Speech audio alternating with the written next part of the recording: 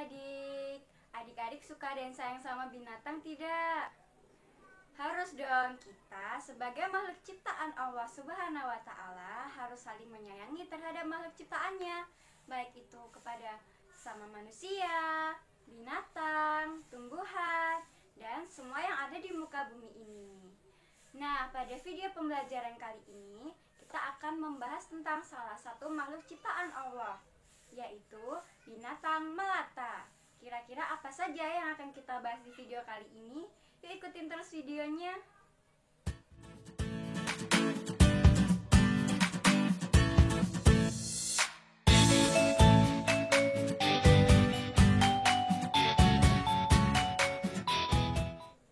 Assalamualaikum adik-adik.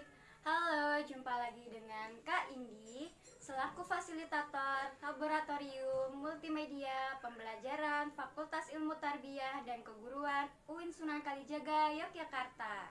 Bagaimana kabar adik-adik semua? Alhamdulillah, luar biasa, Allahu Akbar. Nah, adik-adik sudah siap belajar belum untuk hari ini? Sebelum kita mulai belajar, baiknya kita berdoa bersama-sama terlebih dahulu ya. Sikap berdoa. Tangan diangkat, kepala ditundukkan. Berdoa mulai. Di tangan ini ada doa. Di mulut ini ada doa. Di hati ini ada doa.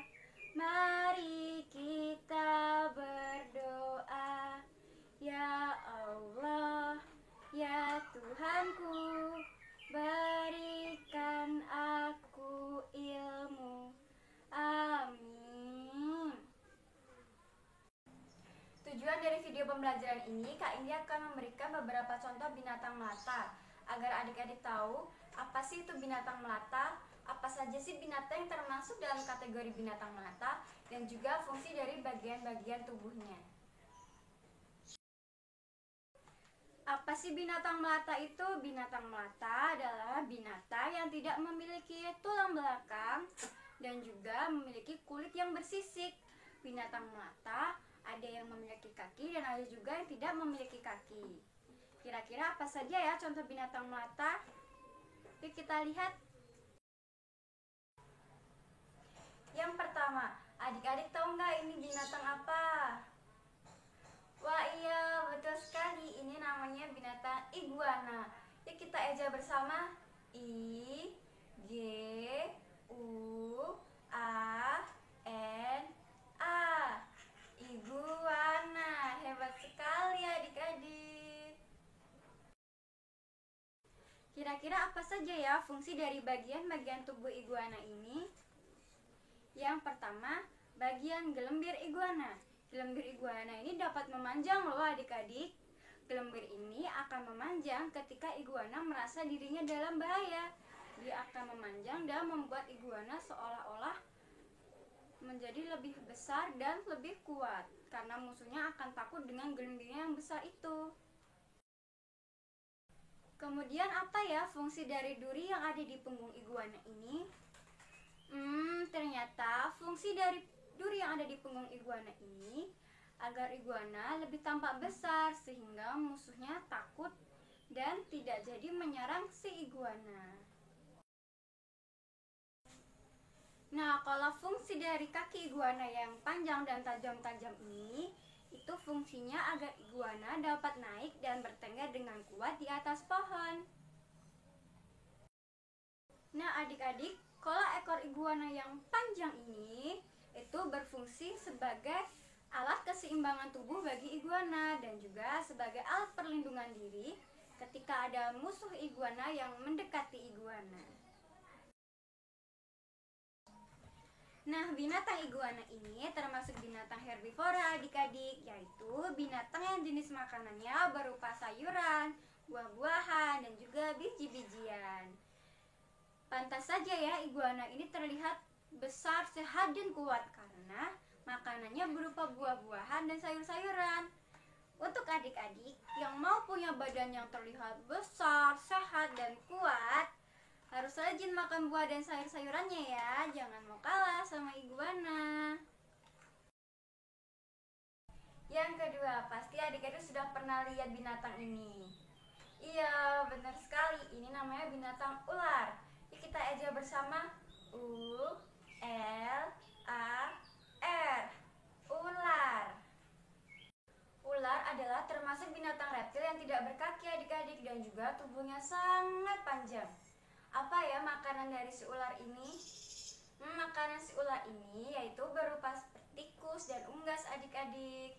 Oh iya adik-adik, jika bertemu atau melihat ular harus berhati-hati ya.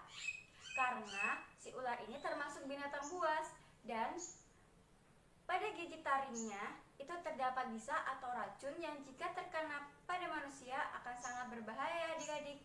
Jadi harus hati-hati ya. Nah, untuk binatang yang ketiga ini pasti adik-adik sudah pernah lihat di sekitar rumah. Ada yang tahu nggak namanya apa? Coba ya, Kak Indi kasih dengar dulu suaranya seperti apa. Nah, tahu nggak namanya apa? Iya, benar sekali. Namanya tokek. Yuk kita aja bersama. T O K E K. Tokek. Kira-kira gimana ya kok si tokek ini bisa menempel di dinding dan di langit-langit rumah kita adik-adik? Ternyata si tokek ini memiliki yang namanya spatule pada bagian telapak kakinya. Apa sih spatule itu? Spatule adalah rambut-rambut halus yang berada di telapak kaki si tokek ini, sehingga membuat si tokek bisa menempel di dinding dan di langit-langit rumah kita adik-adik. Kemudian kok lidah tokek ini bisa memanjang ya? Lidah tokek ini akan memanjang ketika si tokek akan menangkap mangsanya. Apa sih mangsa dari tokek ini?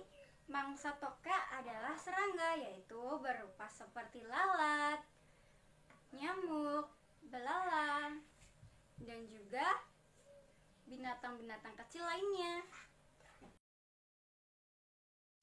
Yang keempat ada binatang komodo. K-O-M-O-D-O. Komodo. Binatang komodo ini sama seperti binatang kadal, akan tetapi ukurannya lebih besar. Dengan kaki-kakinya ini, komodo bisa berlari dengan sangat kencang loh adik-adik.